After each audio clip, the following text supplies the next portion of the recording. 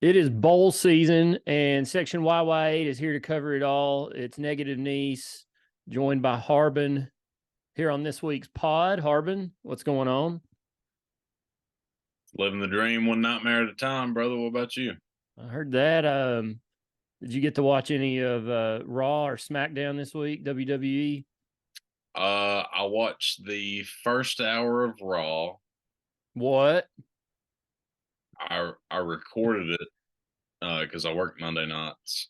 I watched the first hour, and then I went back and I watched the last 10 minutes of Raw. So pretty much the most important pieces.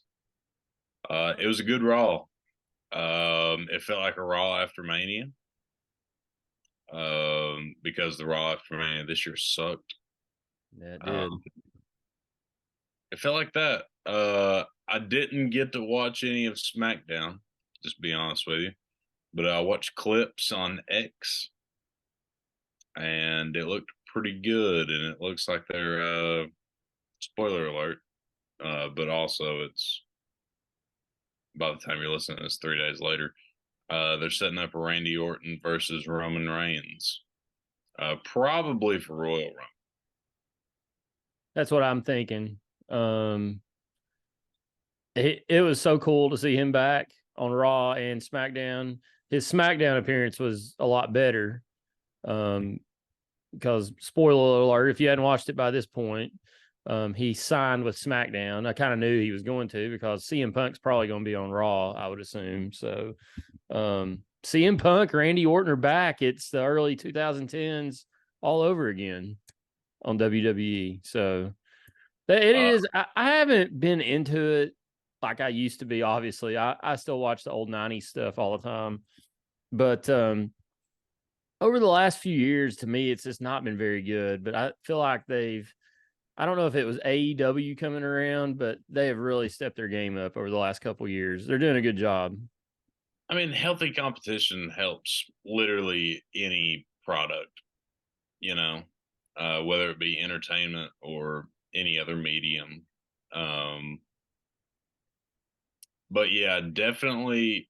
I'm gonna be honest. This is a hot take, but I think the pandemic saved WWE because 2019 WWE was probably the worst stuff that they've put out probably ever. And I was still trying to keep up with it, and it was awful. Then AEW came around in the summer of 19, and then obviously the pandemic. Um, and they actually put out some pretty decent stuff during the lockdown. But AEW's rise and all that stuff, it definitely helped WWE, and also Vince McMahon getting out and Triple H being in charge. Triple H is on fire. Mr. McMahon is gone. Sad. Not really. Not really, but it is sad. It's sad, but it's It not sad. is. It is, but it's not. If you still currently like to watch wrestling, it's not a sad thing whatsoever.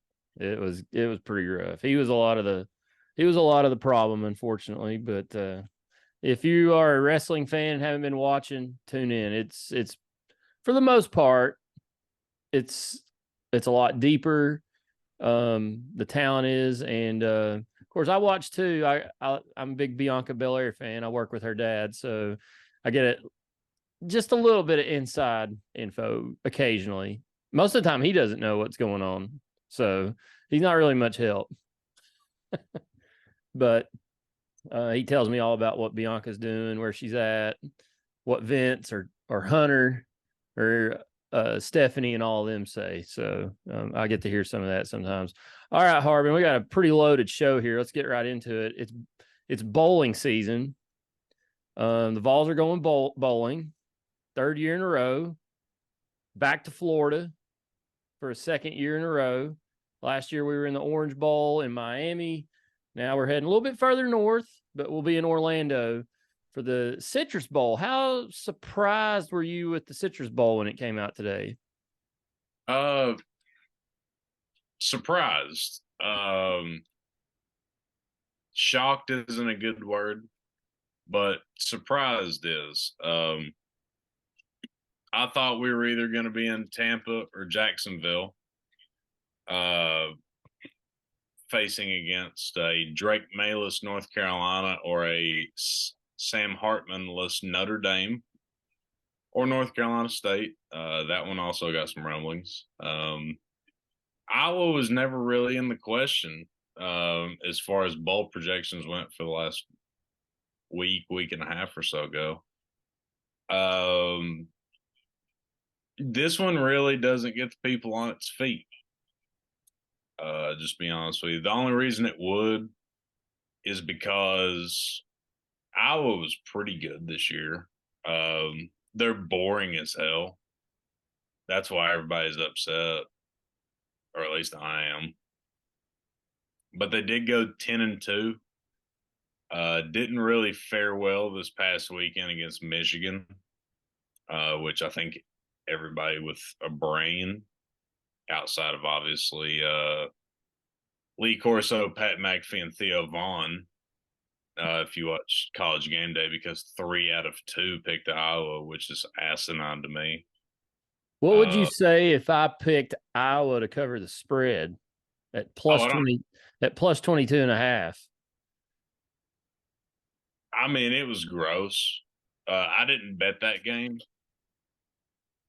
I didn't bet it either. It was on our pick sheet. So, well, I mean, I didn't pick it whatsoever. But if I would have had any dog in the fight, I would have taken Michigan. I don't even know what the final score ended up being. What was the final score? Like 26-0. Yeah, I knew they got goose egg. Yeah. So yeah, Michigan. It was 20. I'm pretty sure it's 26-0. In a parlay that ended up dying, I did take the under of 35.5, which exceeded with flying colors. Yes. That felt like free money. I was actually feeling pretty good about that 22.5 for even going into the fourth quarter, it was 17-0, and Iowa had tons of chances to kind of turn the momentum of the game a little bit with a pick six, or not a pick six, but an interception that could have set them up in better field position. And they were most of the time on the wrong side of the 50 all night long. But I didn't win that game, obviously. And I also took Louisville plus 2.5. That didn't work out either. So yeah, I felt like Louisville was the right play. If you're a gambler, you understand what that term means. Obviously, it didn't work out, but that felt like the correct play. And I think that's what the majority of America and the committee was banking on, which we'll obviously get into later.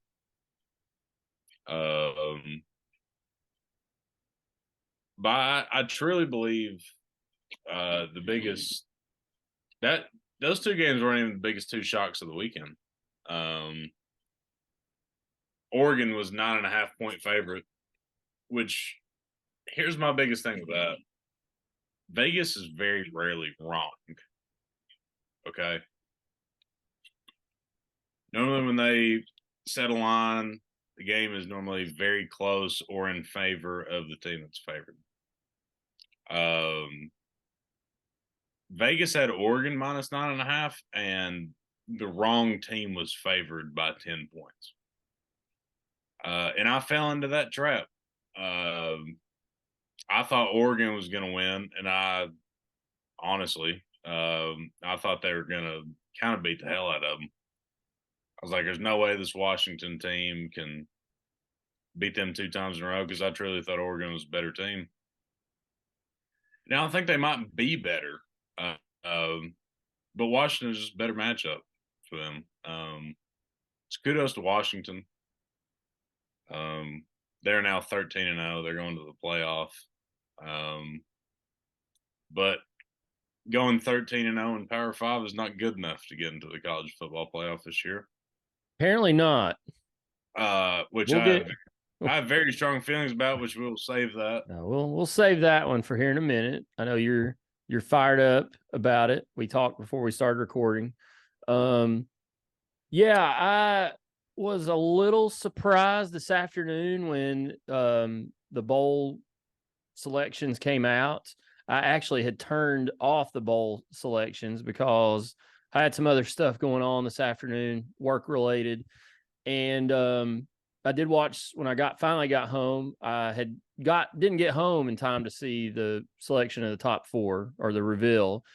And like I said, we'll get into that in a moment. But when I got home, they talked about that forever, and I was sick of hearing about it. Like they had just like, guys, you've talked about this for over an hour. You've interviewed every coach. Like, what else is there to talk about?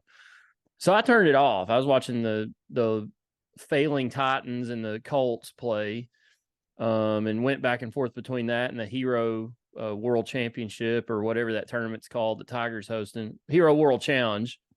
So I was watching that back and forth, and I just happened to log on the Twitter or the X, whatever you want to call it. And literally, as soon as I logged on, it was being posted that Tennessee was going to the Citrus Bowl. And I said, this has got to be fake. You know, Harbin, I fell for a fake report earlier in the week about, well, what was it? I've already forgotten. Oh, Tim Banks to MTSU.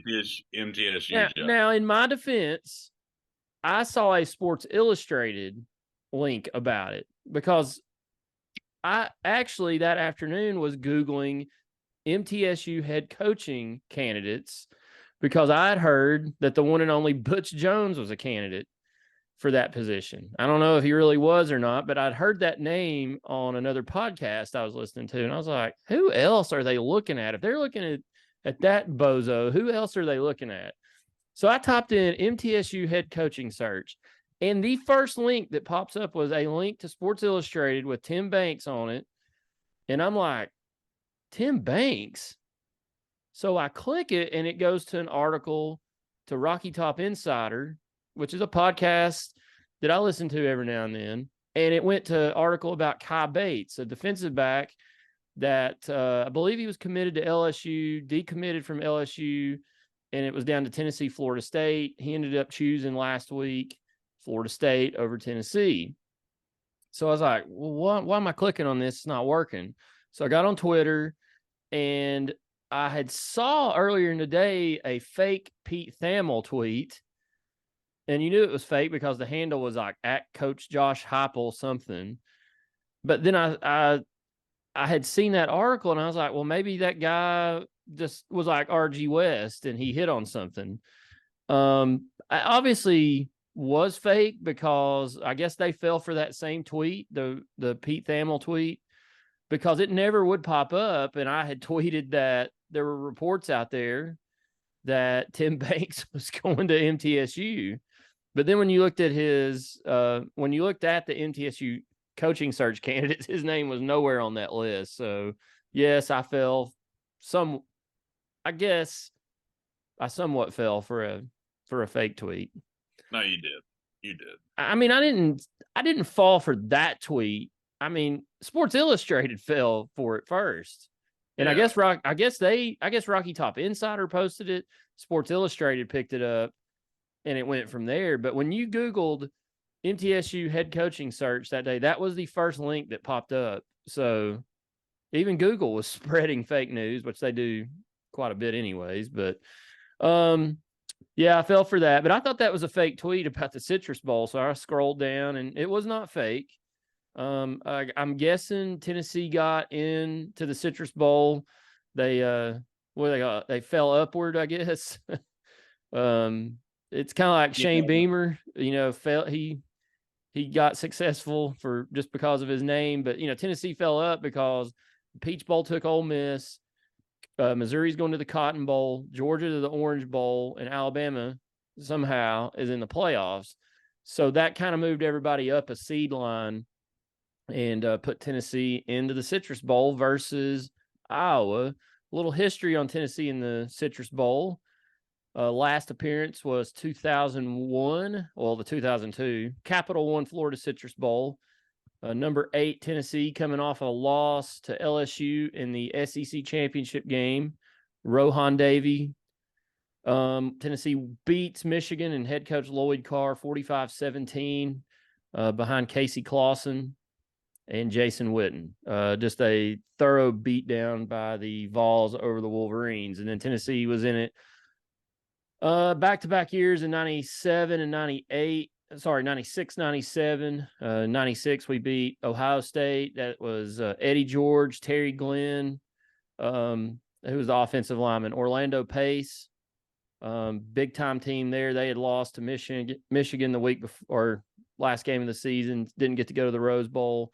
Tennessee went back in 97, beat Northwestern pretty handily, and that coined the phrase from the old ball coach Steve Spurrier, you can't spell citrus without UT. So a little history there on the Citrus Bowl. I don't know if we'd been before that or not. I don't really care, but Vols are going back to Orlando, Camping World Stadium, home of 2 different WrestleManias. Bet some people didn't know that. I know of one. I think there was one not long ago too. I'll have to double check that, but I'm pretty sure there was 2. Some buddies of mine went to the first one. It was when Floyd Mayweather knocked out the Big Show. But Was the that guy we know, 24? I think that was when Shawn Michaels retired Ric Flair. I believe that was 24 because 25 was the first of the 2. Shawn Michaels versus Undertaker. That's right. A few buddies of mine went to that show, and one of them actually got hit in the head by Undertaker's pyro that night. And he had a big, it looked like he had been to Ash Wednesday. He had big ash mark on his forehead, apparently. So, Jack. But thoughts on Tennessee going to the Citrus Bowl versus Iowa? I know it's probably going to be a boring game, but really good for this program, I think, to go to the Citrus Bowl.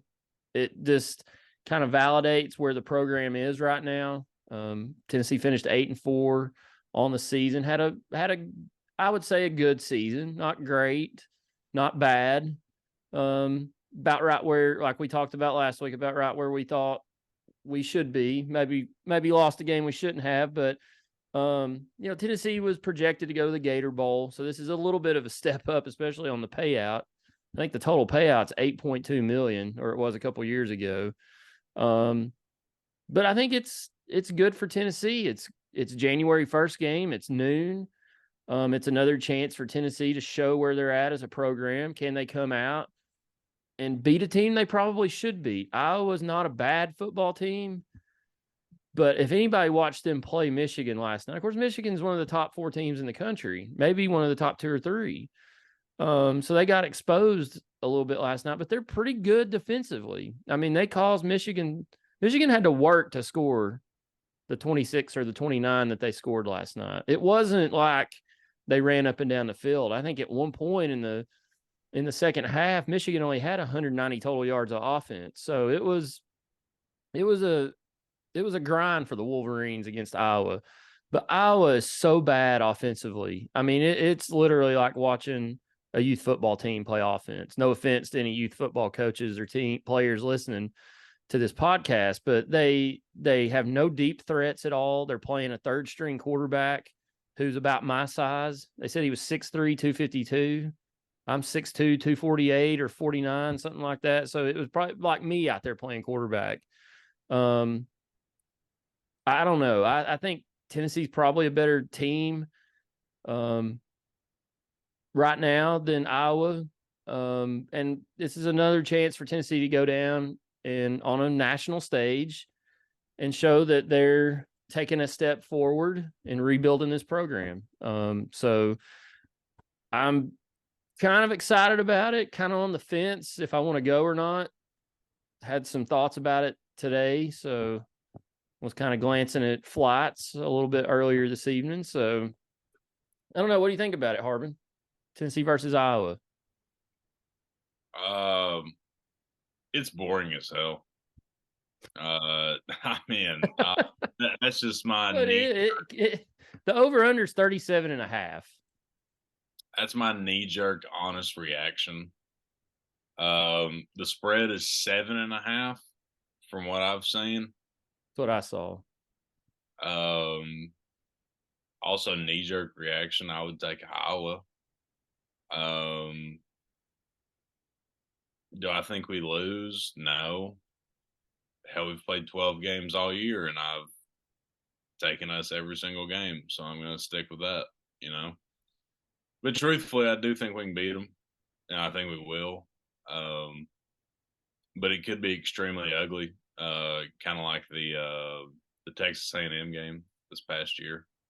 I feel like A&M is probably the matchup that is most suitable for a comparison that we've played against them all year. Would you agree with that? Yeah, I'd agree with that. I mean, there's not. I mean, I hate to sound like this, but like SEC, I mean, there's really not any teams that are like Iowa.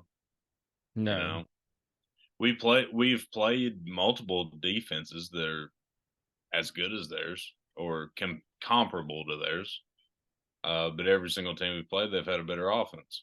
I think scheme wise, they probably resemble Kentucky more than anybody in the conference, but I think Kentucky's obviously probably a lot better than them offensively. They're bad. Iowa's bad offensively.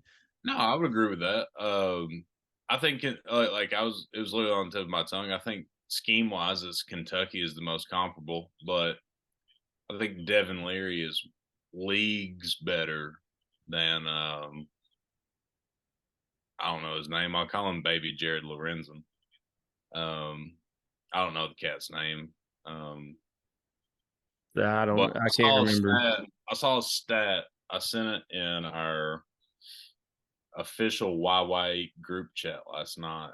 Um, Iowa in 12 games. This doesn't include the Big Ten championship against Michigan. Yards of offense through 12 games. They had 2,956. Not good. Not good. Normally bad. Um, that ranked 133rd out of 133 in Division One football. Right next to it had yards of punts. They had 3,766 yards of punts in the first 12 games. Which, if you're not quick on your feet with math, that is 810 yards more of punts than they had of total offense. Yikes. Which ranked first out of 133. Let's look at some other numbers of Iowa here. Where do you think they ranked in total offense in the country, Harbin? Is this points or yards? This is yards per game, and this is in all of the land. So is this out of 133? This says 130 is all I'm seeing. Okay. Out of 130, I'm gonna put them at 119. You are too high, my friend. They are ranked 130th in the country in total offense, which equals yards per game. They average 238.8 yards per game. They are last in the country. Kent State is 129, and they had 270.4 yards per game total offense. That's dismal. In comparison, the Vols were 17th in the nation in total offense, yards per game, 453.5 yards per game. Now, let me ask you, where do they rank on that same stat on the defensive side of the ball? Well, let's look it up. I figured you had it handy. I was getting ready to go there, but you beat me to it. Gotta keep you on your toes. We have a so Iowa is as bad as they are offensively, they're better defensively. They rank fifth in the nation total defense. They allow 274.8 yards per game. Tennessee, in comparison, is 39th in the country total defense, allowing 348.7 yards per game. Tennessee has allowed 30 touchdowns to its opponents this year, while Iowa has allowed 15 opponents touchdowns this year. Offensively, they gave up 14 touchdowns. Tennessee gave up 28 touchdowns on defense. So Tennessee is top 17 offensively, top 39 defensively. Iowa is the worst of the worst offensively and top 5 defensively. So both sides of the ball, just a huge contrast. I wanted to look at their schedule too, just to give, and we'll have a preview show of Tennessee's bowl game beforehand, but here, just a quick glance at their schedule. They beat Utah State 24-14. Utah State, I believe, is in the Potato Bowl. They beat Iowa State 20-13. They beat Western Michigan 41-10. They're off to a 3-0 start. They get trounced by Penn State 31-0. They beat Michigan State, who stinks, 26-16. They beat Purdue, who stinks, 20-14. They beat Wisconsin 15-6. They lost to Minnesota 12-10. They beat Northwestern 10-7. They beat Rutgers 22-0, Illinois 15-13, and Nebraska 13-10, and lost to Michigan 26-0 last night. So their 3 losses, they lost to Michigan 26-0, Penn State 31-0, and Minnesota 10-12. So in their 3 losses, they scored a combined 10 points. So when they play somebody worth a shit, they get bounced. That I read all that to say that exact point. Yes. Yeah, I mean, Michigan's obviously better than us. And I'd venture to say that Penn State is better than us. Their only 2 losses were to Michigan and Ohio State. So obviously we're better than Minnesota. I don't think that needs to really go without saying. Yes. Yeah, by the numbers, we should handle this game. But there's a lot of factors that go into bowl games, especially when they're non-New Year's Six games, if that makes sense. Yep. We don't know how hard we're going to quote unquote try. And also them, they may have been hoping for a New Year's Six game. I remember that Iowa Minnesota game, and they should have won that game. Which obviously, Iowa is better than Minnesota. If they played 10 times, Iowa probably wins that game 7 or 8 times. But I mean, I don't know.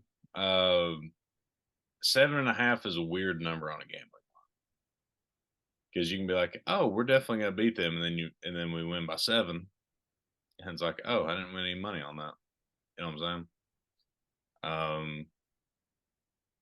But if we stuff the run, because they're not going to throw it on us, we can have that game plan we had against Kentucky, and if we stuff the run, we will beat the hell out of them. If the offense has a resemblance of a pulse, which I believe they will.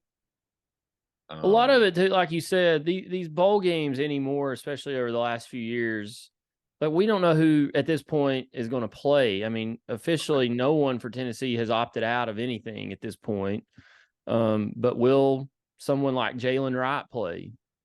That's up in the air. Now, there's some other rumors about some guys that may be entering the transfer portal. I think the transfer portal opens on Monday the 4th, which is tomorrow when we're recording this. So if you're listening to this, transfer portal is probably open. There's rumors about Dylan Sampson possibly entering the transfer portal. Nothing has officially come out. Nothing. I've not seen anything. I mean, I just saw something a minute ago that Walter Nolan at Texas A&M plans to enter the transfer portal. He's probably not going to play for Texas A&M in their bowl game.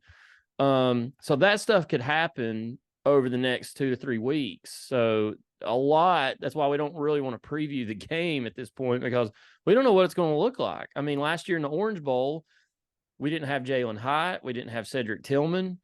I mean, we were missing some key offensive pieces. Didn't have Hendon Hooker, and Tennessee still went down there, did what they needed to do, and beat Clemson. They looked like the better football team. And I think at this point, Tennessee is a better football team.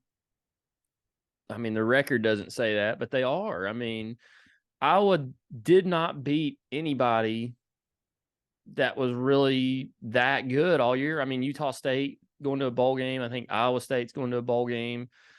But anybody that was worth anything, they scored 10 points in their 3 losses against really good teams, Michigan, Penn State. I think Minnesota's going to a bowl game. They're not world killers or anything, but I think Tennessee's a better team than Iowa. But you're right.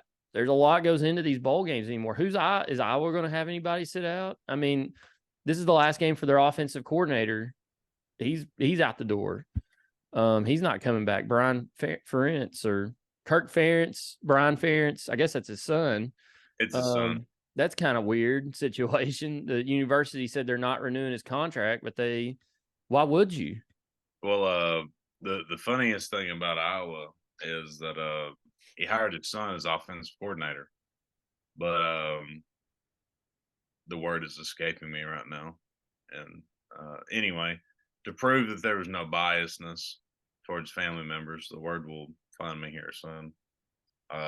There's a clause in his contract that Iowa had to average 24 points a game to keep him on staff. And pretty much like there was 3 weeks left in the regular season. And they're like, hey, you're not coming back. You can coach the rest of the season, but you're not coming back. You're done. Yeah. That's how bad you are.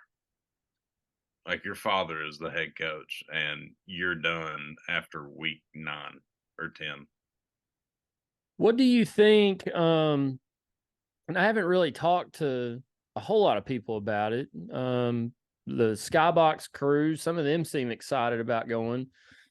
What do you think Vol Nation's excitement level is for this game? And it's weird because last year, I remember on this night, Sunday night after the bowl games were announced, myself, Kevin Griff, Laura Franklin, listener to the show, her husband, and several others, we're all like scrambling. We got to find airline tickets. Where are we getting tickets to the game from? And I mean, we were up till 1 in the morning trying to get airline flights because they were going like crazy. I don't think we're going to have that type of intensity as far as trying to get flights, tickets, all that stuff in the same time frame that we did last year. So I'm curious what the excitement level of Vol Nation is going to be. I know it's probably not going to be as big as it was last year, obviously, but what's the crowd going to be like in Orlando? That's a place we've not been in 22 years or 23 years. Well, 22. Will we take 15, 20,000 fans down there? Maybe. I hope so.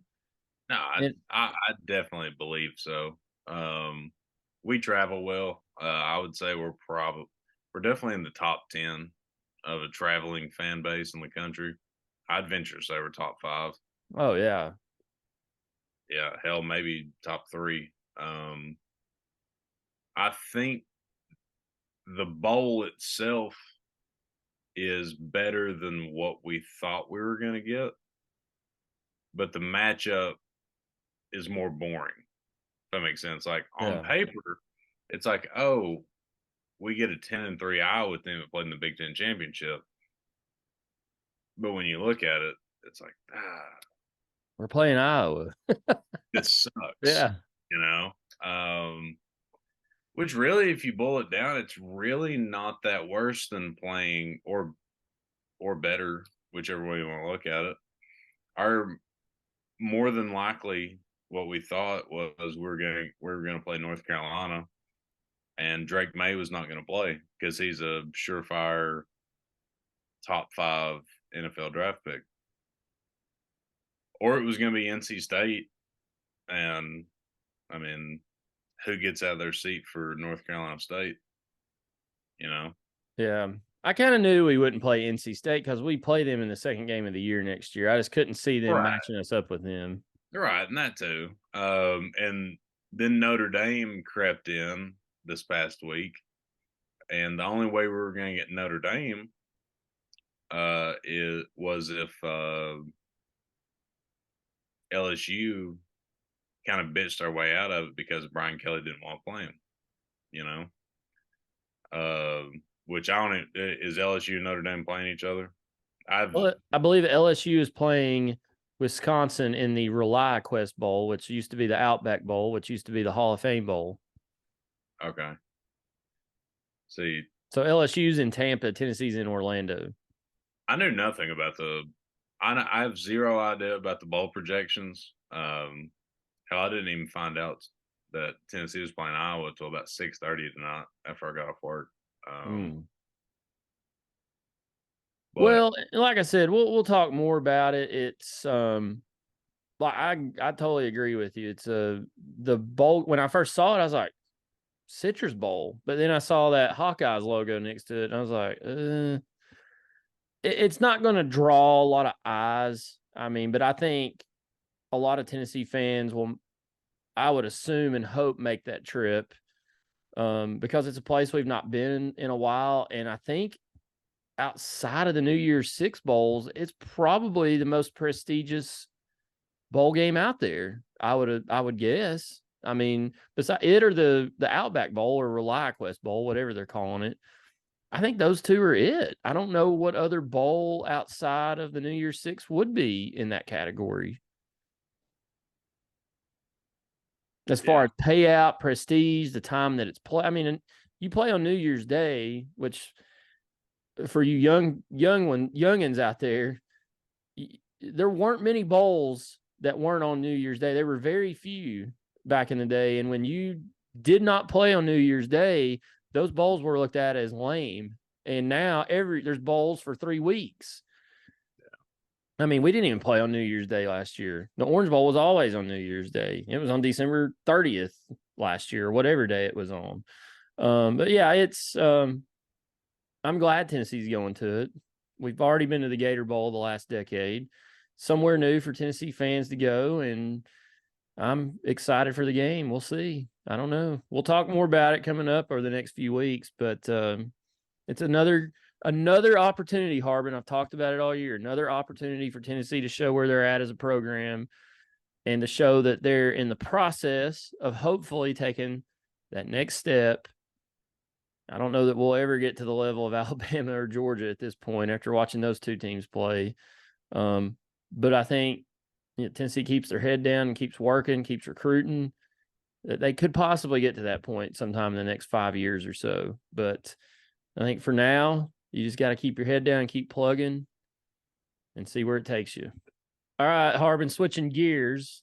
Same sport, but different topic. I know it's the one you've been wanting to talk about. I don't know if it chapped your ass like it did mine this afternoon, but college football playoffs were announced this afternoon, and we kind of thought there might be a shakeup after what transpired yesterday. I know there was a lot of talk. Last night after the games were over, and during the games, especially after Alabama beat Georgia in the SEC championship. But I just, my whole thing, I don't know, from year to year anymore. It's kind of like the NCAA tournament. I realize it's different people, different perspectives, different opinions, all that stuff. But I just don't know what they're doing year to year. I don't know that they know what they're doing year to year. And it's obviously a crapshoot, but Michigan #1, Washington #2, and here are the two surprises. Not a surprise that this team is in, but #3, Texas. It was a surprise kind of where they were, I think. And then the big surprise, but us SEC folk should have known this was coming and should have known better. Alabama comes in at #4. So that's one story, one layer to this story. The next layer is undefeated ACC champion Florida State Seminoles, #5, left out of the college football playoffs. The first Power 5 school to win their conference championship to not be invited to the playoffs. Now, if this were next year, it wouldn't matter. We would just be complaining and bitching about the seeding. But they would have been in the top 12. Let's go through the top. Let's do the top 12 here very quickly. Tennessee came in at #21, by the way. You got Michigan 1, Washington 2, Texas 3, Alabama 4. Then you've got Florida State at 5, Georgia, who suffered their first loss in over 2 years, drops from 1 to 6. I'll have more on that in a minute. Ohio State's at 7. Oregon is at 8. Dorkwitz brings his Missouri Tigers in at 9. Penn State is at 10. Lane Kiffin and Ole Miss are at 11. And Oklahoma's at 12. Other SEC schools in here, LSU's at 13. Iowa, who Tennessee's playing in the Citrus Bowl, is 17. And of course, I mentioned Tennessee at 21. Others of note: Liberty at 23, SMU at 24. So there's been some squabbling back and forth about those two teams and where they ended up. Harbin, I'll let you get right into it because you're fired up about this, and then I'll give my thoughts. What are your initial thoughts about the college football playoff rankings and who they let into the actual playoffs, the top 4? Just to be blunt, this was bull. Excuse my French. It's all right. We beeped it out. What we learned today at noon is that going 13-0 and being a Power 5 champion means nothing. Essentially. Now the committee's going to try to use that bullshit excuse of, well, Jordan Travis got hurt, this and that. Niece, and to the millions and millions of listeners at home or in your car, let me ask you this question. Okay. Ask away. Let's say that Alabama beat Texas earlier in the year. Okay. And let's say that Jalen Milroe broke his leg against University of Tennessee at Chattanooga. And let's say after that, Ty Simpson comes in and plays in the Iron Bowl and gets a concussion in the Iron Bowl. And then they have to bring in, help me with his name, the cat that transferred in from Alabama. From Notre Dame. Notre Dame, yeah. Tyler is not Buchanan, but something like that. Tyler something or other. I don't know. Anywho, let's say Bama goes 12-0. Okay. They're starting their third string quarterback. Meanwhile, let's say you have Florida State with Jordan Travis all year. And let's say they lost to a team like Texas early in the year, but nobody got hurt. And they ended up winning their conference championship against somebody as good as a Georgia or somebody or a Michigan or somebody of that nature. Do you think on God's green earth the committee would ever say, oh, well, let's see here. Yeah, Bama went 13-0, but they're on their third string quarterback.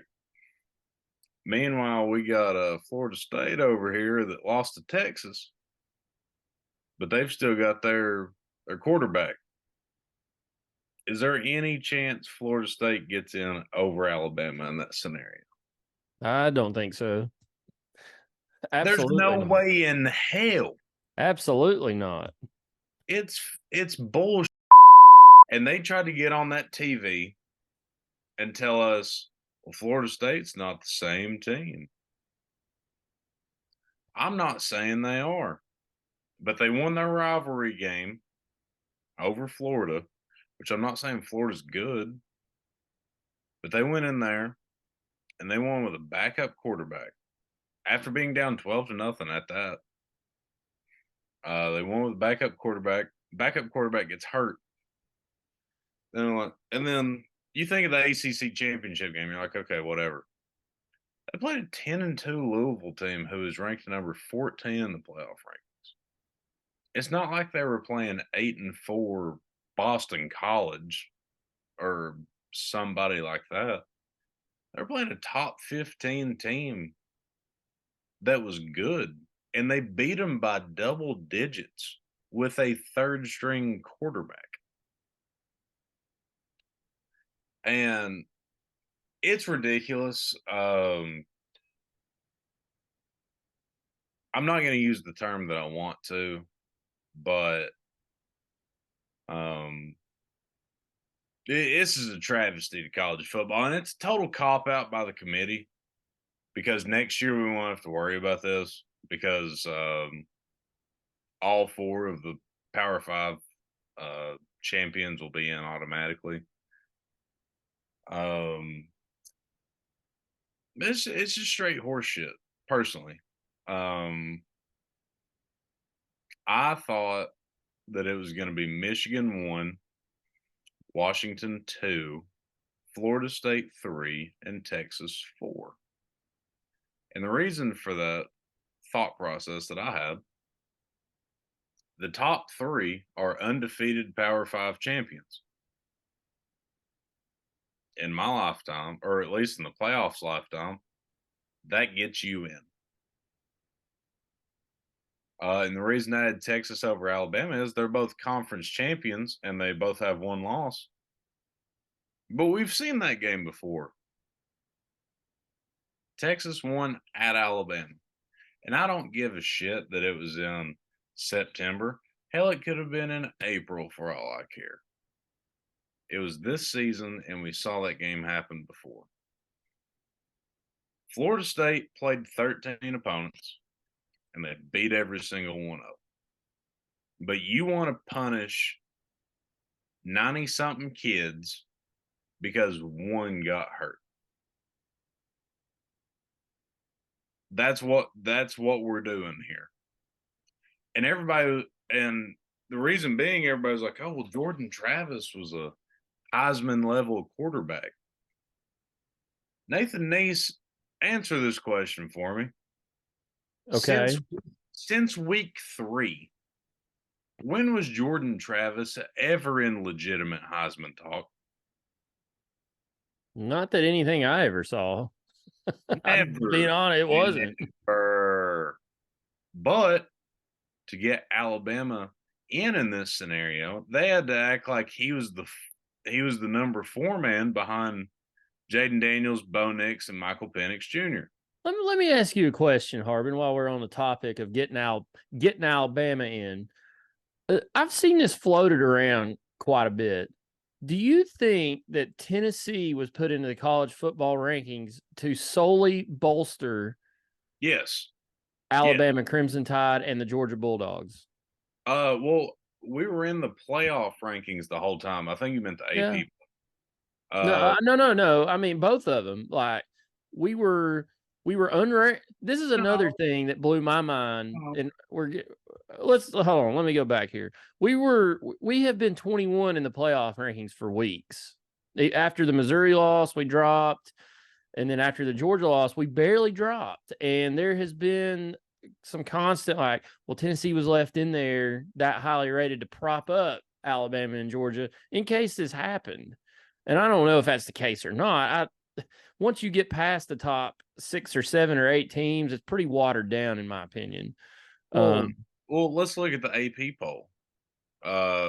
After we beat Vanderbilt in week 13, I guess it is, we beat them handedly at that. 24 points. We drop out of the top 25. Okay. I tweeted this earlier today. It's crazy. We were 8-4, and there's a lot of 8-4 teams that do not stay in the top 25. I wasn't that upset with it. But Oregon State went 8-4 in the Pac-12. But they stayed at number 21 after getting beat by 30-something by Oregon. And I remember when those polls came out, I was like, why is Oregon State still 21 being 8-4? But the Tennessee Volunteers, after having 3 top 10 losses, which they do not have, they have 2, if I'm correct. I think Um, so. why did we drop out, but they stayed in after a beatdown? But then all of a sudden, after not playing, we suddenly reappear in the top 25. So Yep. your theory has some legs. It's not my theory. I didn't No, I really mean, want to get well, into that, but I did see that in floated theory, around by several in people the theory. last few weeks. And when did the AP poll come out this week? Answer me that. I for this week I saw it this morning. I don't know when it was. I don't know if it was last night or early this morning. Usually Okay. comes out on Sunday mid mornings. Okay. Well, the playoff rankings were revealed at noon. So there you go. I It, just I sorry. Go mean, ahead. I don't think I don't think I don't think their win over us was the deciding factor, but they definitely threw us back in there as a talking point for sure. I truly believe that. Um, but it's ridiculous. Everybody, a lot of the people I talked to this morning was, "Are you really going to leave out the SEC champion?" And I was like, "Yes."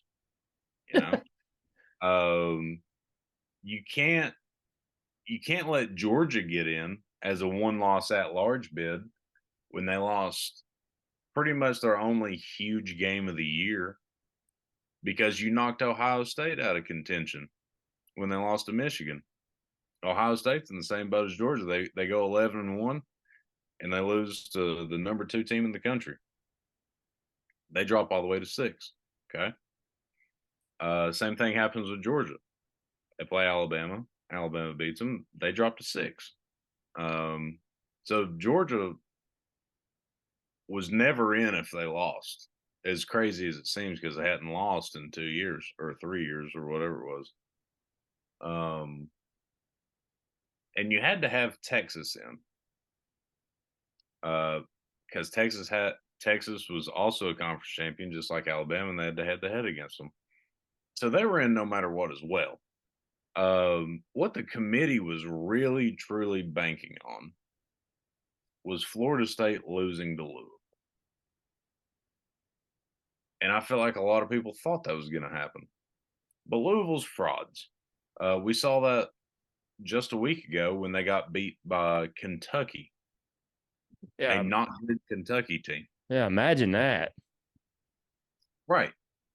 Um, so we can, I mean, with a second, third, fourth, what string quarterback, it don't matter. Um,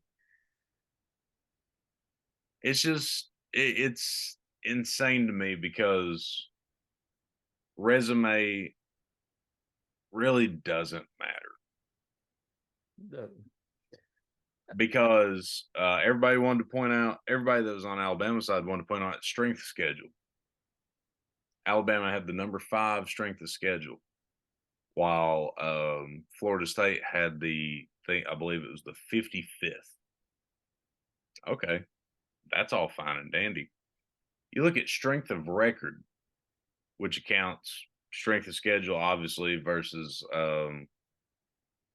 expected wins versus said strength of schedule with your roster. Alabama's strength of record was number 4.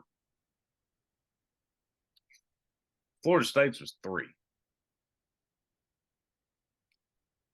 And truth being told, I think strength of record is more important than strength of schedule. Um, there's going to be some people that potentially agree with me on that. There's going to be people that disagree with that. That's whatever. The committee's made their choice. I'm just blowing air at this point. Um, but the fact of the matter is, as long as as long as the 4-team playoffs has been around, and I guess this is the 10th year,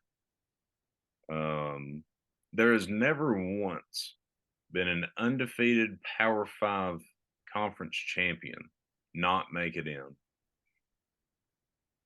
And to justify getting an SEC team in, you're like, oh, Florida State will get blown out because their pretty good quarterback is hurt. And I'm not necessarily disagreeing with that. Do I think Florida State is one of the best 4 teams in the country? No, I do not. Truthfully, I personally think if the 4 best teams were represented in the playoff, Georgia's in there. And you can talk about Texas and Alabama all day. I'm probably giving that nod to Alabama. If we're going off the 4 best teams. But the fact of the matter is, it don't matter if you think Florida State is one of the top 4 best teams in the country. They earned their right to show if they are or not. And they got that taken away from them because the player and the coach decided to not sit out senior day. I mean, the man got hurt in a meaningless game. Yeah. But he played his last game in Tallahassee, and he unfortunately got hurt. It wasn't a dirty play or anything. It was, I mean, some people will say it was a hip drop tackle, which is NFL bullshit, whatever. But you're punishing a roster full of kids that went 13-0 because one player got hurt. And I think that's absolutely wrong. I think it's corrupt. And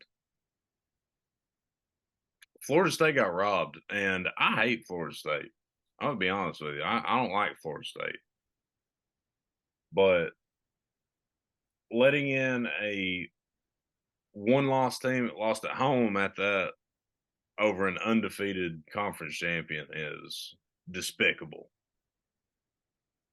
So That's my 2 cents. So here, I tweeted this earlier today. Here was my top 4. This was before it came out. So there is record of it being out there. I had Michigan 1, Washington 2, Georgia 3, Florida State 4. And when I explain this, it's going to sound like I'm talking out of both sides of my mouth here. So bear with me. I had Michigan and Washington in because I think they're obviously the 2 best teams in college football. I had Florida State at 4 because out of the top 4 that I had, I felt like they were the weakest of the 4 that I had in.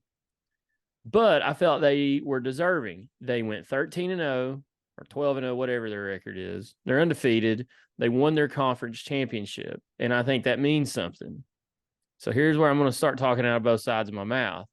I put Georgia in. So my sole logic on this was I put Georgia, Texas, and Alabama in a hat and looked at them. They all 3 have 1 loss, correct? What? Right. They all 3 have 1 loss. Texas beat Alabama. Alabama has a good loss on their resume. Texas lost to Oklahoma. Not a bad loss.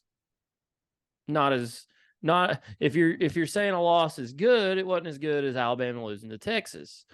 And Georgia has a loss, losing to Alabama. A good loss. Alabama's a good football team.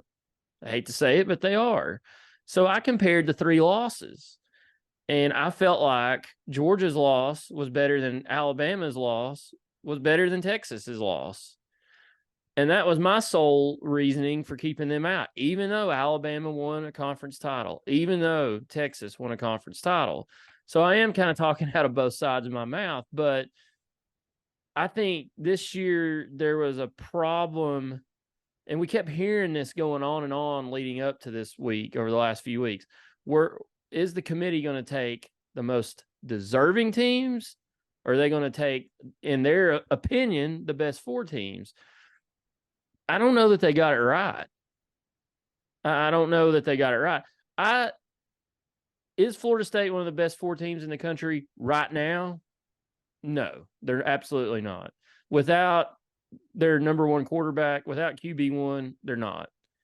I watched them play Louisville last night. They stunk offensively. Will they be a little bit better with QB2? Probably, but QB3 not ready. But what is the point of playing these games in the season if it doesn't mean anything this time of year? Is my opinion. And you have, in my opinion, and I'll talk about this in a second. In my opinion, Georgia's loss was better than Texas's loss, was better than Alabama's loss. That was my only reason for putting them in. I don't understand, and I was thinking about it this afternoon. At some point, we got to get this out of human beings' hands and go back to, I'm not saying the BCS, but something similar to the BCS. Somebody did tweet me and say, well, humans feed the BCS computer algorithms. That is true to a certain point, but there's a lot goes into it. And I think at some point you got to get away from these opinions of these 60, 70, 80-year-old men that are sitting in a room for a week and a half and meeting all year long. I think they got it wrong. I don't necessarily think that it's bad that Texas got in. I don't think it's bad that Alabama got in. They are deserving teams. By the way, but what does it mean if Florida State, like, what if Tennessee was in this position? And last year we're in this position. Hendon Hooker goes down, but somehow we fight through it and beat South Carolina. Let's just play a hypothetical game. Would they put Tennessee in the college football playoffs last year? This committee would not. Now, they might have, because the next week we would go and blow out Vandy. If we had Gaston Moore out there, we probably would have blown Vanderbilt away. I don't know. It's just it blew my mind this afternoon listening to some of the reasoning and the mental gymnastics that some of these national pundits and fake news sports journalists, media put out there to justify Alabama being in the college football playoff. And it's not that it's a bad decision. It's just not. I think Florida State got screwed. Real quick, I'm glad you brought up BCS because it kind of segues into something. My stats professor at Carson Newman, his name is Dr. Ken Massey. You can look this up if you don't believe me. Actually, please Google it. It's 100% true. Ken Massey came up with, I believe it was 20% of the BCS formula for his senior project while he was a senior at Bluefield College in Virginia. And they actually used it the whole time he was there, or the whole time that the BCS was in use. And he's still teaching at Carson Newman. So I looked up the BCS standings, what they would be today, just for shits and giggles. Obviously 1-2 is Michigan, Washington. That was no surprise. They actually had Alabama number 3. Okay. So it's kind of like whatever, but obviously BCS standings, we always kind of wanted to argue. Well, they had Florida State at number 4. And then they had Texas at number 5, Georgia 6, Ohio State 7. I didn't look past that because that's really all that mattered. So yeah, the numbers favor Bama over Texas, which is kind of crazy in my opinion. So for that reason, I'm kind of thankful that we have humans involved. But the fact of the matter is, Florida State was always a top 4 team, and they still are. Why? This dude, QB1, what was Florida State's quarterback's name? I'm drawing a blank here. That's why I keep Jordan Travis. He went down, what, 3 weeks ago now? 2 weeks ago? It was the night that we played Vandy. No. The night we played Georgia. Why didn't they drop him after that? Why were they still in the top 4 until yesterday or today or whenever? Exactly. Why? See, it's stupid. It just doesn't. I don't know. I don't understand the logic behind it. it's another one of those. I hate to get into this stuff because I don't want to believe it's true. But I was sitting here at the house last night with Slagle and Griff, and I was kind of half joking around. I was like, which team is the SEC trying to help out here? And with some of the calls that happened, it looked like Alabama. And it's always going to be Alabama as long as Nick Saban's there. It's always going to be Alabama. It's going to be Georgia whenever they're playing somebody else. And I think Georgia fans probably are feeling how everybody else in this conference feels today. And it's time that they felt like this. And I'm not sad that Georgia's not in the playoffs. Don't get me wrong. I don't want that to come out of this. Like I kind of giggled when they didn't make it. Because their fans need to be humbled the old country way a little bit right now. And some of the looks on their sad Georgia fans' faces yesterday in the Mercedes-Benz Dome or stadium, whatever it's called. But the committee actually had to work this year for once. They didn't just have to plug Georgia in at one and figure out who the other three didn't matter. You know, last year they caught a little flack for not putting Alabama in. I don't know why they had 2 losses. Put us in at that point. But it was a tough call, whatever they did. I mean, if they left Texas out, they're going to get yelled at. If they left Alabama out, they're going to get yelled at.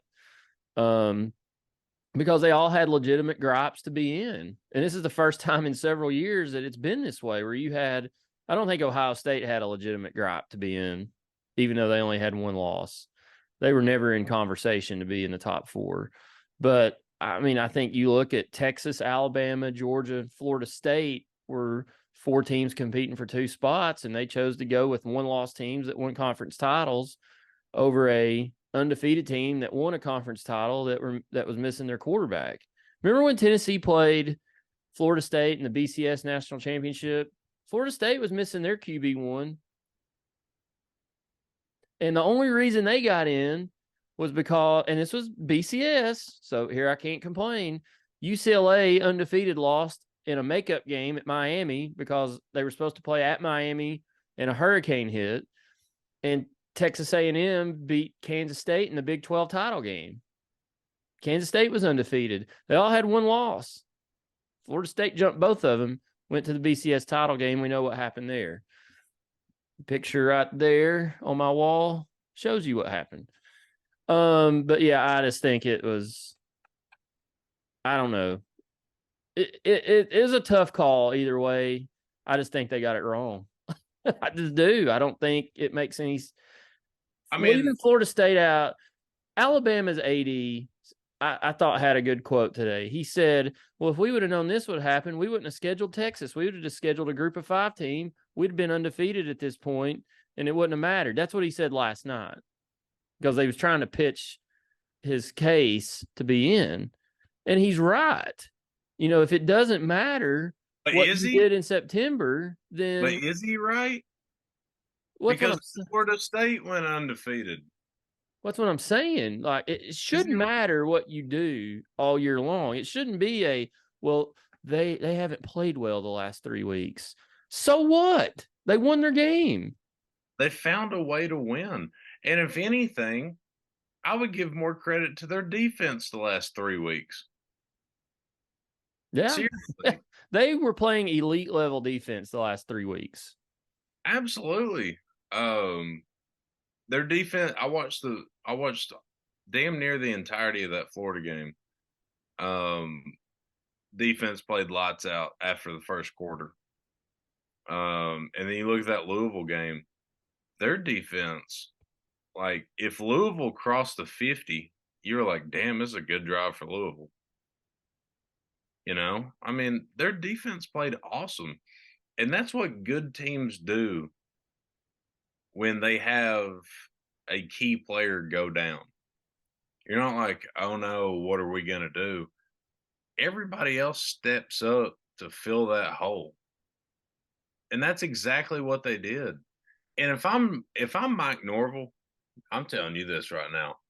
If I'm Mike Norvell, you would have to either gun me down in Times Square or send me to federal penitentiary in solitary confinement to get me to shut the hell up about how bad they got screwed. And he put out a statement, and he's 100% right.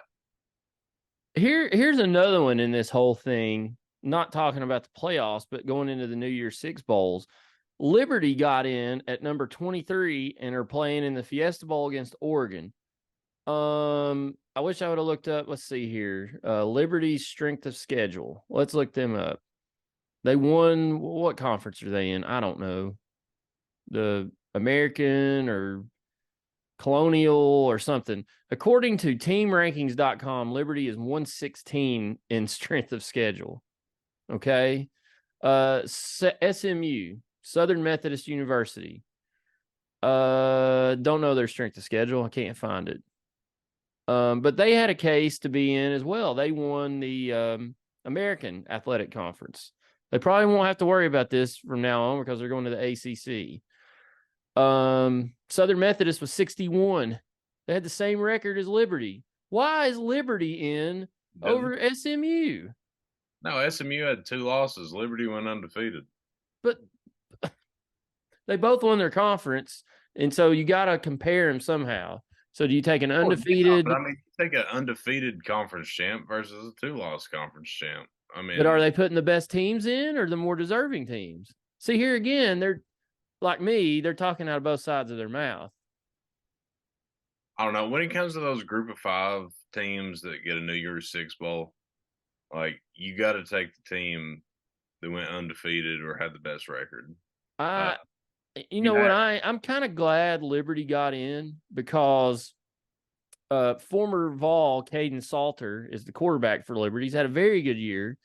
Mentioned their strength of schedule is pitiful. I don't know who they've played, but a lot of Vol fans, especially haters and losers of Joe Milton, have it. Well, if we had him, look at him. He's killing it.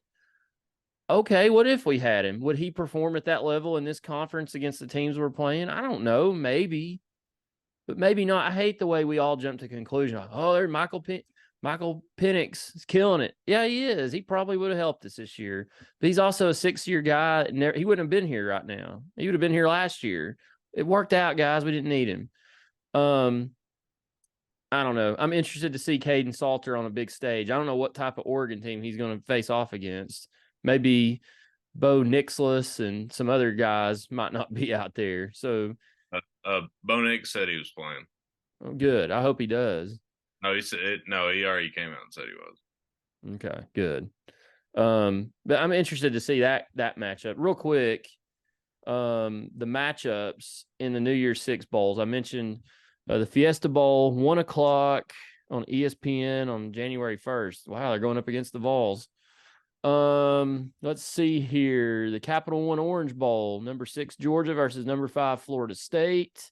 That's at 4 p.m. on Saturday the 30th, December 30th. Chick-fil-A Peach Bowl is at noon on Saturday the 30th. Number 11 Ole Miss versus number 10 Penn State. Friday the 29th, the Cotton Bowl Classic, number 9 Missouri versus number 7 Ohio State.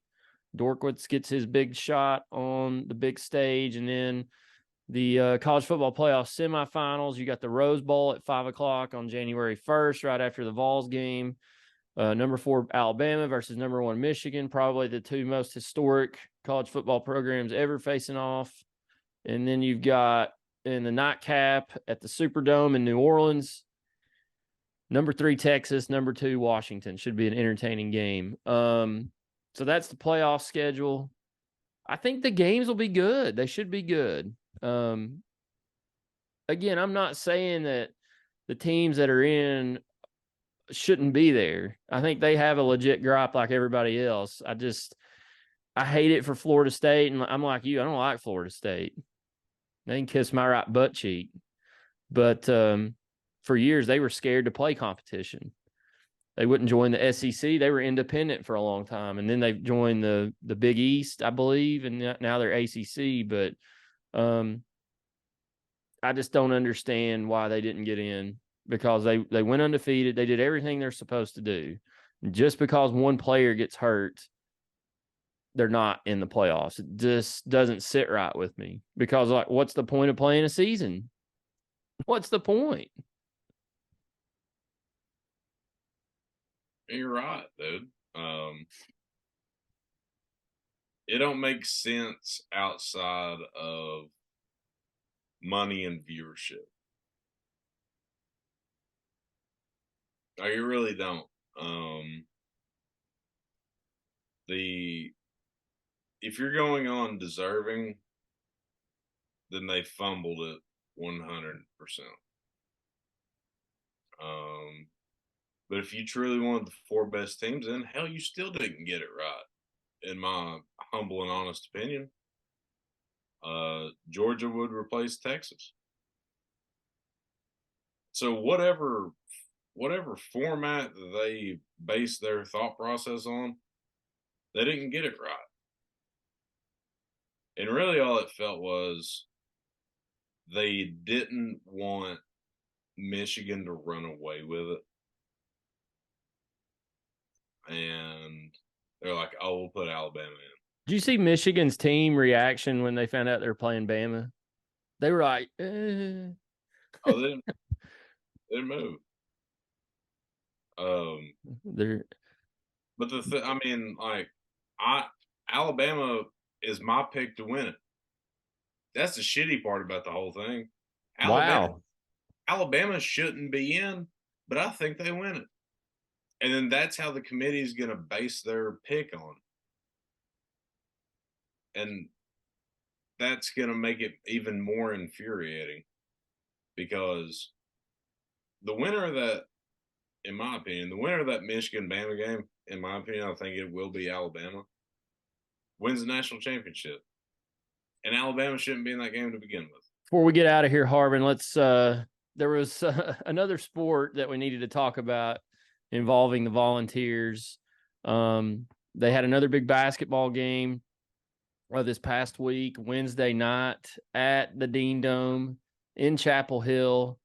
We talked about it last week leading into it that the Vols haven't had a whole lot of success against the Tar Heels all time, and that continued. Tennessee dropped a game. This blew my mind, this score. If you'd have told me that Tennessee scored 92 points in a game and lost, I would have told you you're crazy. I would have told you you're absolutely crazy. Under Rick Barnes, Tennessee scores 92 points. They've got to have won the game. But no, not this time. They lose 100-92. They allowed North Carolina to score 61 points in the first half. Unbelievable. I sat here and watched this game. I got home right when the game was coming on, fixed something to eat. I'm sitting here watching it. And I literally think I spit food everywhere watching Tennessee play defense. It was so uncharacteristic of Tennessee how they played in this game. I've never seen Tennessee under Rick Barnes play defense like this. It kind of reminded me, I know Big Montana, Texas said it reminded him of the Arizona game last year, a little bit. The one it kind of reminded me of was the Auburn game in the SEC championship game a few years ago, when we had beaten Kentucky in the semifinals in that epic game in Nashville. And then we come back the next day and just get trounced. Like, we could not stop Auburn. They just did whatever they wanted offensively. That first half the other night against the Tar Heels, and I don't know if you got to watch it or not, but that first half against the Tar Heels, North Carolina did whatever they wanted, however they wanted. Whoever got the ball did whatever they wanted. And they outscored Tennessee 61-39 in the first half. The Vols had a great second half, led by Dalton Connect, who had one of the all-time great games in Tennessee basketball history. He had one of the all-time great games in the Dean Dome. He tied the record for most points scored by an opponent in a game with 37.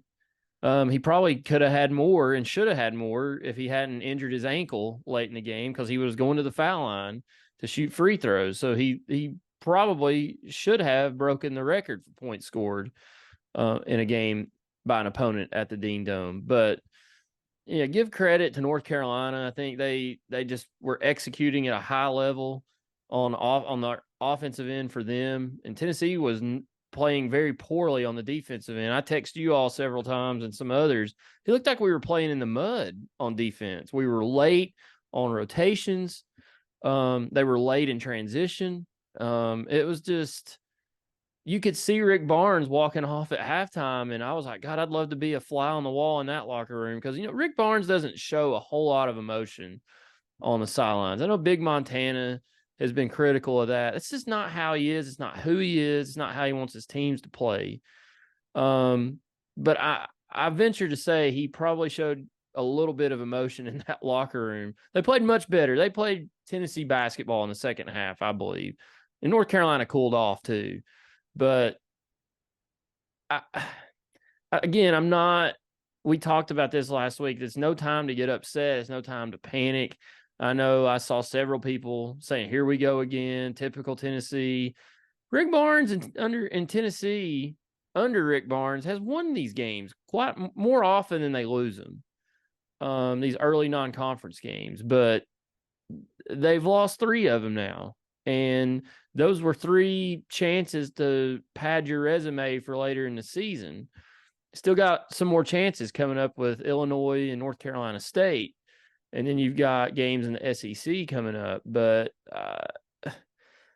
as Tennessee, we all projected them as, and I felt like they were probably a top 10 team. They're not right now. They're not playing like a top 10 team. Can they be later on in the season? Absolutely. Will they? We'll have to see. There's some pieces of this team not really pulling their weight right now. Where's Santiago Vescovi? What's going on with him? Zakai Ziegler, I don't think he's fully back, whether it's physically and or mentally. He's not playing very well. Dalton Connect is carrying a lot of the load offensively. Josiah Jordan James is right there with him. He's not carrying that big of a load, but he had 20 points the other night. He had 20 points, 5 rebounds, 2 blocks. So he had a really good night in 38 minutes. But Tennessee's post play right now leaves a little bit to be desired. I think Jonas Adu is playing all right on the offensive end, but you look at his stats the other night, he had 1 block and 4 rebounds. That's not going to cut it.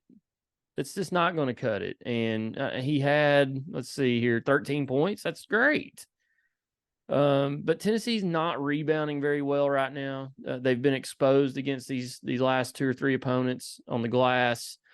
And they're still not shooting the 3 ball very well at all. I mean, we were 9 of 28 against the Tar Heels the other night. Shot 1 of 12 in the first half. Shot a lot better in the second half, 8 of 16, which elevated that. But, if you look at it for the whole game, not great.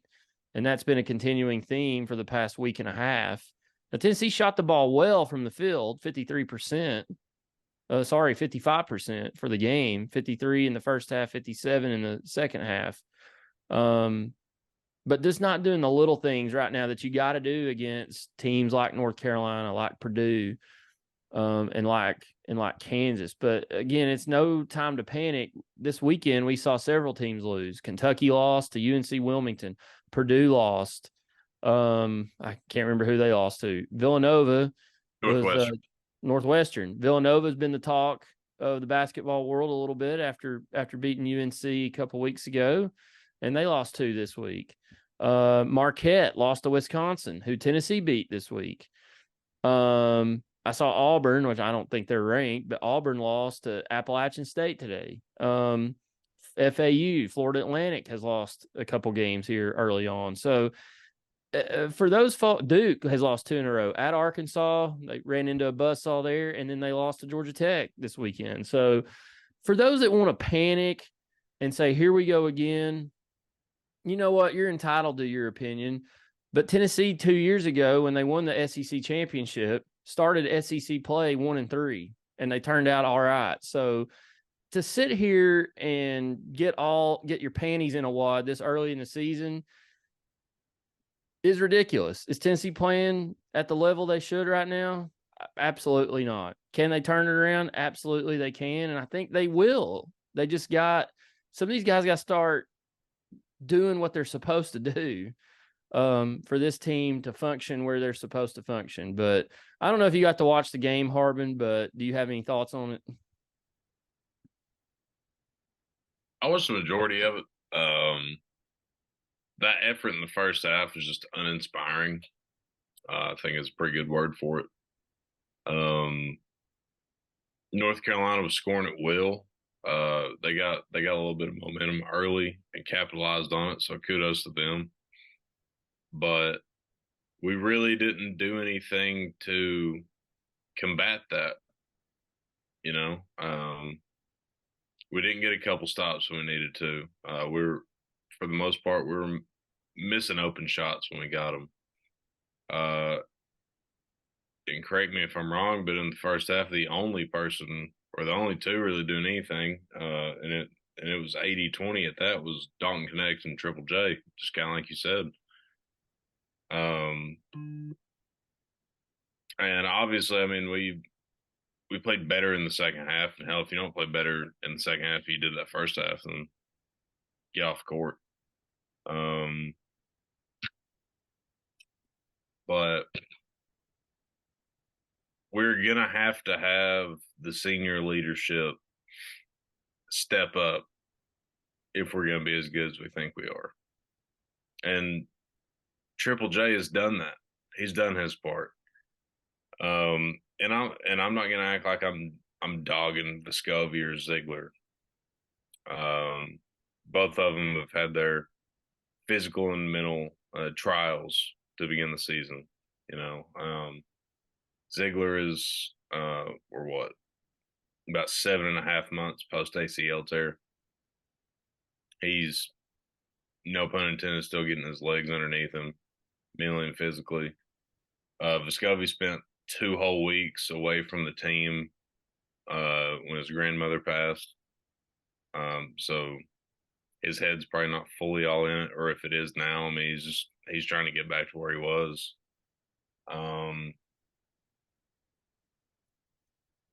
Dalton Connect is a certified hooper. I need to say that right now. And I made jokes back in August that I was the leader of the fan club, but I truly mean it. I've got a hot take. Niece, I need you looking at me when I say it. I'm listening. I'm reading some info here. Part of me wants to say Grant Williams just because he had that ability to take over a game when he needed to.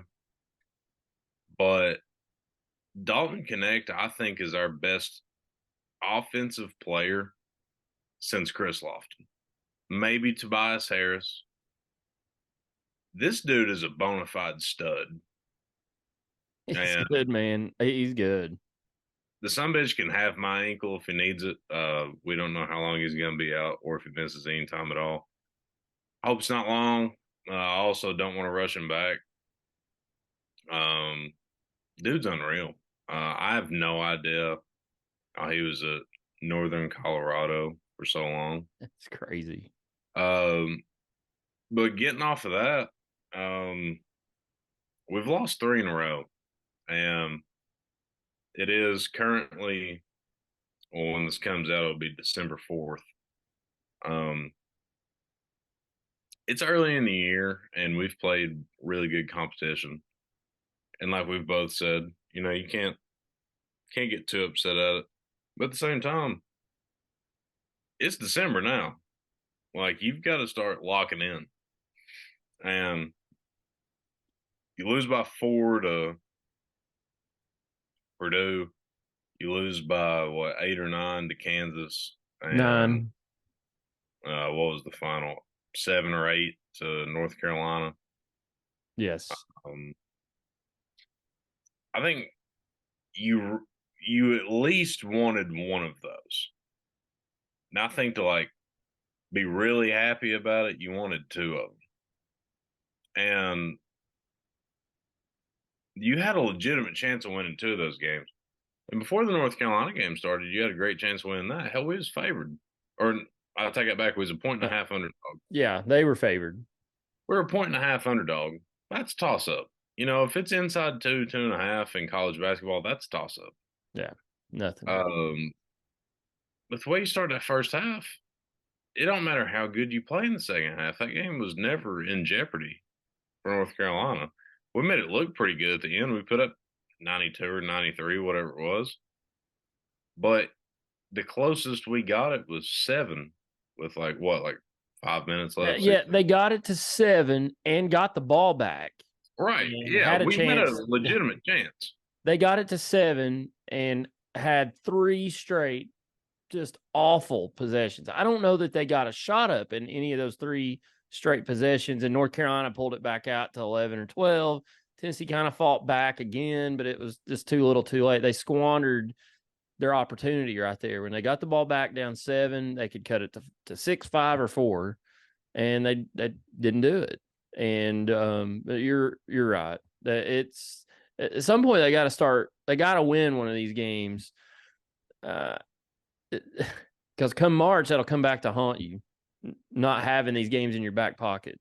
But double-edged sword. I do think in the long run, as much as it hurts right now, I think this 3-game stretch is going to help us. And it may help us as soon as when we have to play Illinois and get into SEC play. And then is it North Carolina State that we play in San Antonio? Yeah. So the next 4 games for Tennessee. Let's see. This upcoming Tuesday, they've got George Mason at home at the Thompson Bowling Arena at the Food City Center. Just a little info on George Mason on KenPom. They are ranked 96th. You know me. I like KenPom rankings, so there you go. Then this next Saturday, we host Illinois at Thompson Bowling Arena. Illinois, top 25 basketball team. They are currently 16th in KenPom. That is a game that Tennessee needs to win next Saturday. It's at home. I don't know.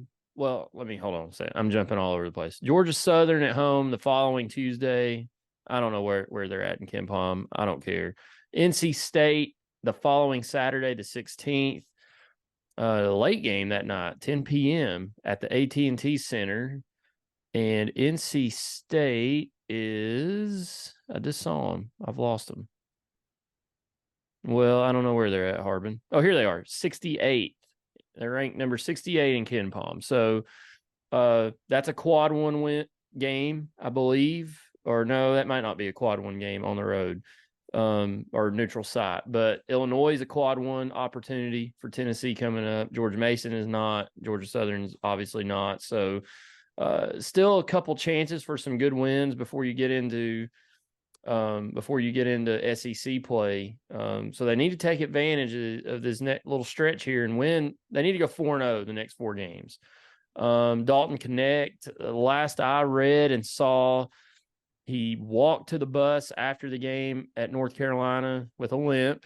He got hit with a few shells, but he was walking with a limp. But he was walking on his own unassisted. That was a report. I did see an Instagram post of him shopping at somewhere, buying some new kicks. And he had tennis shoes on with nothing on. No braces, no anything. He just had tennis shoes on. So take that for what it's worth. I don't know that you'll see him on Tuesday night against George Mason. I think they'll probably try to save him to come back against the Fighting Illini in Thompson Bowling Arena next Saturday. So Tennessee needs to go 4-0 this next little stretch. If they go 4-0 this next little stretch, then they should win out before conference play, because they play John Tarleton State and Norfolk State coming up after NC State. So still some opportunities for Tennessee before they get into SEC play. So we'll see what they do. But I know the sky was falling for some people last week, and I'm just not to that point yet. I'm I guess disappointed that they didn't win one of those 3 games coming up, because I had high expectations for this team, and I still do. I think they can make a lot of noise in the SEC. I just thought it was funny. I tweeted y'all or texted y'all this, that everybody was crowning Kentucky as the new number 1 in the SEC, and after Tennessee had hit a rough stretch here, and then Kentucky turns around and loses to the Seahawks at home. Hoop Southbound guys put their latest power rankings out and have dropped Tennessee from 1 to 2 and put Texas A&M at number 1. Texas A&M's a good team, but are they better than Tennessee on paper? Probably not, but they're going to be a tough game. They're good. Buzz has got that program in a good spot. So no time to panic. But there is a little bit of concern in my camp because if some of these guys don't turn around how they're playing in the next few weeks, there's going to be a lot of question marks heading into SEC play. And it's from guys who have contributed a lot to this program and have helped Tennessee win a bunch of basketball games. And there's still a lot of basketball to be played. So they have time to turn it around. So we'll see. So Tennessee's back at home Tuesday against George Mason, and then they're back at home next Saturday, big game against Illinois. Harbin, we got a question from one of our listeners or a comment. Who do you think it is? Wild hair. I'm gonna go Blake Talley. You're right, Blake. I like Blake, man. He comments on our stuff here. So he had a comment concerning our letter grades from last week's show. Okay. My question on Spotify was, what letter grade would you give UT football's 2023 regular season? I was asked about kind of the whole team, but he actually broke it down by players and position, Harbin. Wow. He gave Joe Milton a C, running backs an A, wide receivers a C. For tight end, he said not sure how to grade them. O-line, not named Ollie Lane, a B. Front seven an A. Defensive backs with Haddon C+, without C-. Special teams a D. Forget D, the effing ball. Other than that, they were solid, he says. So there you go. Thanks for your comment, Blake Talley. Thank you, Blake. What's your thoughts on Blake's analysis? I think most of them are pretty good, to be honest with you. The only one that I severely disagree with is special teams. I thought our special teams were actually one of our strong suits for the season. I would venture to give our special teams probably like an A-, B+, somewhere in that general region. I'd say B. Outside of that, I wouldn't go outside of a half letter grade of most of the position groups that he said. So yeah, I thought he was in the ballpark of what we said last week. I think we rated the season as a C+, maybe a high grade of a B-, but no, he was probably right on. Joe Milton's play left a lot to be desired at different points, but then he looked good. But I think he was a C+ ball player. I think special teams, he was way off on that one, though. A D. I mean, we had, and he's probably joking around too about D. Williams, but D. Williams had a punt return this year. I thought the punting game outside of the Virginia game, the first game of the season, was excellent. The return game, I think, for Tennessee is something they need to figure out. I don't think they get enough out of that, even though I know D. Williams had a punt return this year, but I just, with him back there, I kind of expected more this year than just the one, and maybe to help out the offense and get us in better field position. I don't think I saw that much this year. It was a lot of fair catches and minimal returns at best. So I think I wouldn't grade it as a D. I would give it a B or a B- at the highest. But I think punting game was great. Field goals were good. I think the ones they missed, they were put in bad positions. So, anyways, thanks for your comment, Blake. So Harbin, I don't know when we'll record next. We're kind of in a lull here. Maybe we'll come back next Sunday. Maybe we won't. We'll see. But may take a little break here between football ending and the bowl season firing up and SEC play in basketball to recharge the batteries, Harbin. We're running low on energy right now. The energy vampires have gotten us. Struggling. I blame it on the corrupt time change. Oh, God, Uh, I hate coming home at 5:30, 6 o'clock, and it's pitch black outside. I can't stand it. oh, it's sad and unfair. I don't know why they do it. I've heard different reasons as to why they do, but it's time to find one why they should quit. And Yeah. Oh, it's real quick, public service announcement before we go. If you're listening to this, use your imagination. But if you're watching on the YouTube, we appreciate it. Numbers have been plummeting, Harbin. We had a pretty good fall until the last few weeks. They've declined. So we got to get people back on the bandwagon. But I had some koozies left in my truck after tailgating or in my cooler. So if this is your Yeti koozie, please claim it. And I'll be trying to describe it. Oh, yeah, I can describe it for those listening. This is a podcast. That is true. Some of you are listening audio wise. It is a white Yeti koozie with a black, I guess, top and a silver power tee on it. If you're listening and you really want to see it, watch us on YouTube. Then there's a blue, I think it might have somebody's name on the bottom of it. Actually, I'm not sure. Show it to the camera. Is that a name or the style of can? I'm lost here, Harbin. That's not. I don't think that's a name. Yeah, I don't think it is either. Mason Orley, MAISONORLY. Never heard of that person if it is a person or if this is a brand name of a koozie. Either way, actually, I believe that's Emerson's. It could be. Do you know Emerson? We need them to come here so they can show us. I heard that. You got me? I heard that. Prove it. Yeah, prove it. Prove it's yours. But if those are yours, let me know or let somebody know that you know that was at our tailgate, and we'll try to get them back to you. Don't try to steal these. If I don't think it's yours, I'm keeping them. I don't know what I'm going to do with them, but I might gift them at Christmas or something, maybe.